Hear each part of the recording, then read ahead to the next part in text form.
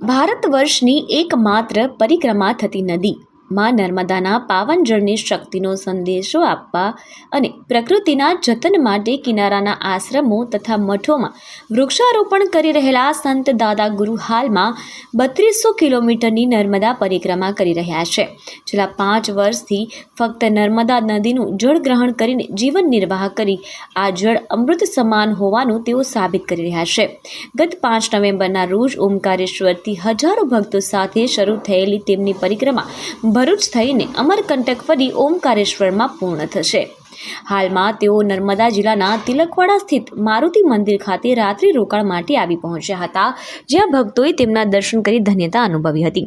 આ રાત્રિ રોકાણ દરમિયાન ભક્તોને પ્રવચન આપતા દાદા ગુરુએ ભારપૂર્વક જણાવ્યું હતું કે નદીઓ પૈસાથી નહીં પણ પ્રયાસોથી બચશે અને ગુજરાતમાં નર્મદા કિનારાના ઘાટો પરની ગંદકી અને તે વિશે ચિંતા વ્યક્ત કરી હતી. કોઈ આશ્રમ કે ધાર્મિક વિચારધારા વિના તેઓ નર્મદાના કિનારને મઠ અને આસપાસના વૃક્ષો પર્વતોને મૂર્તિ માનીને નર્મદાની શક્તિનો સંદેશ આપી રહ્યા છે.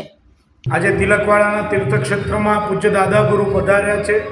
એ નર્મદા યાત્રામાં નીકળ્યા છે અને આજે તિલકવાડા તીર્થક્ષેત્ર મારુતિ ધામમાં પધાર્યા છે અને આશીર્વચન આપી બધાને મંત્રમુગ્ધ કર્યા છે.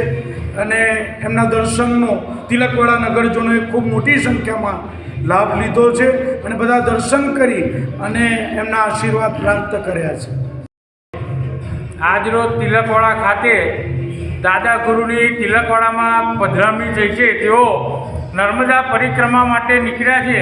સતત 5 વર્ષથી તેઓ નર્મદા મૈયાની ફક્ત જળ પીને પરિક્રમા કરી રહ્યા છે. ત્યારે આ 5મા વર્ષે તિલકવાડા મારુતિ ધામ ખાતે તેઓનું સતત રોકાણ થઈ રહ્યું છે રાત્રિ.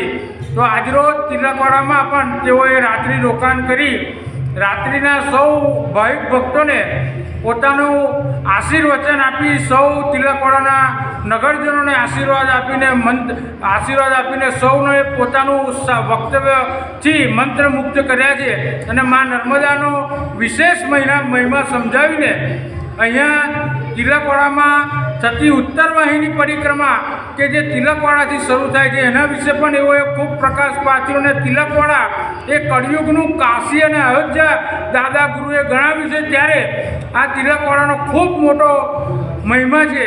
તો સૌ તિલકવાડાના નગરજનો અહીંયા દાદા ગુરુને પધરામણી લીધી. સૌ ખુશ અને આનંદ ઉલ્લાસથી નર્મદે હરના નારાથી તિલકવાડા નગર ગુંજી ઉઠ્યું છે.